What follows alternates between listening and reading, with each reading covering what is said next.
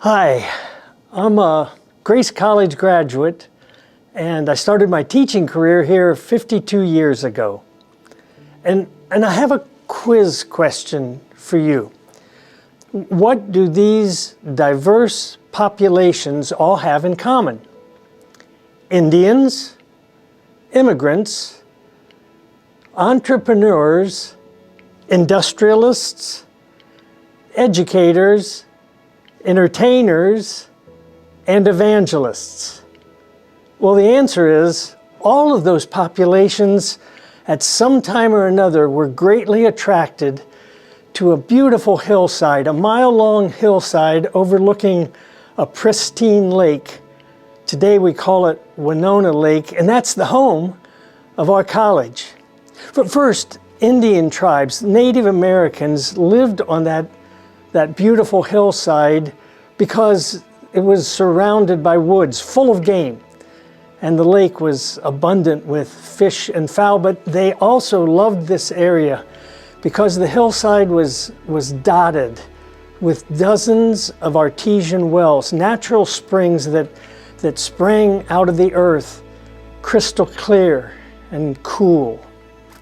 After the Indians moved westward, those same springs attracted three brothers, German immigrants, the Bayer brothers. They owned large farms that surrounded the hillside, and they used those springs as a cooling system, a refrigeration system for their vast quantities of milk and egg products, kept them cool until the next freight train came by to pick it up. Eventually, refrigeration came into being, and the Bayer brothers looked for another usage of this gorgeous piece of property.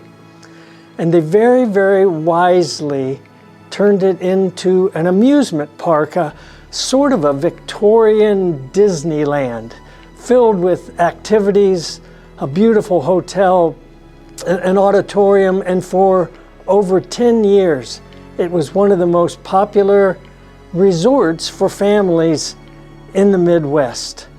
As the Bayer brothers became more elderly, they were looking for someone who would take over their property, and God brought to them a young dynamo by the name of Reverend Solomon Dickey. And Dr. Dickey had a dream.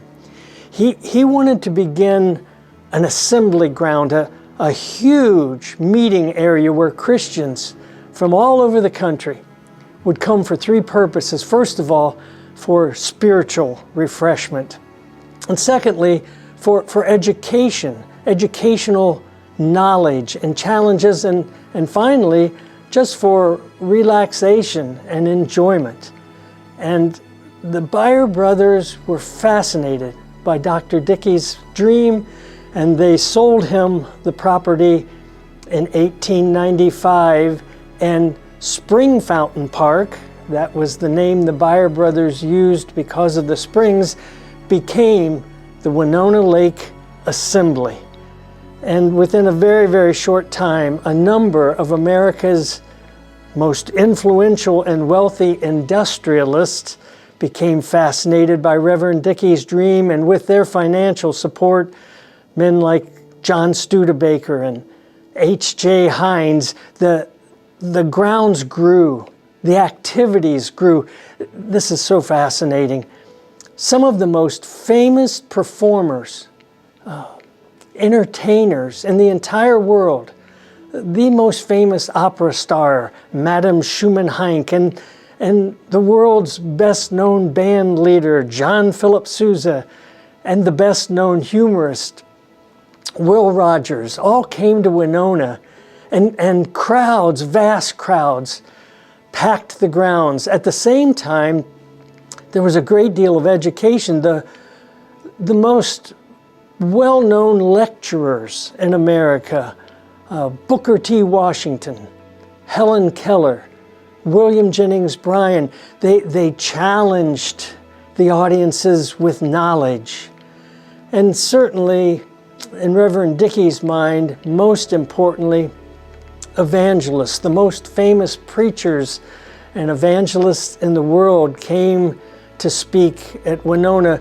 Perhaps the best known of all, Billy Sunday, the baseball player turned evangelist who spoke face to face with over 100 million people in his career.